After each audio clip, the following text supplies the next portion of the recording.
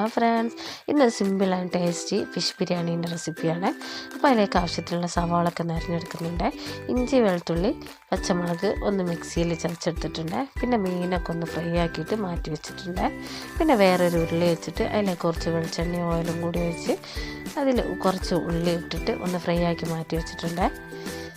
പിന്നെ ആ ഉരുളിയിലേക്ക് തന്നെ കുറച്ച് സവാളയും കൂടി ചേർത്ത് ഉപ്പും കൂടി ചേർത്തിട്ട് നന്നായിട്ടൊന്ന് വഴറ്റി അത് വഴഞ്ഞ് വന്നതിന് ശേഷം ചതച്ചതും കൂടി ചേർത്ത് തക്കാളി, കുറച്ച് കറിവേപ്പിലയും കൂടി ചേർത്ത് നന്നായിട്ട് വഴഞ്ഞ് വന്നതിന് ശേഷം 1/2 ടീസ്പൂൺ മഞ്ഞൾപ്പൊടി, 1 ടീസ്പൂൺ ബിരിയാണി മസാല, ഫ്രൈ ചെയ്ത് വെച്ച ഉള്ളി, കുറച്ച് മല്ലിയില, പുതിനയില ചോപ്പ് ചെയ്തത്, ഫ്രൈ ആക്കി വെച്ച മീനും കൂടി ചേർത്ത് മസാല ഒന്ന് മാറ്റി വെക്കണേ.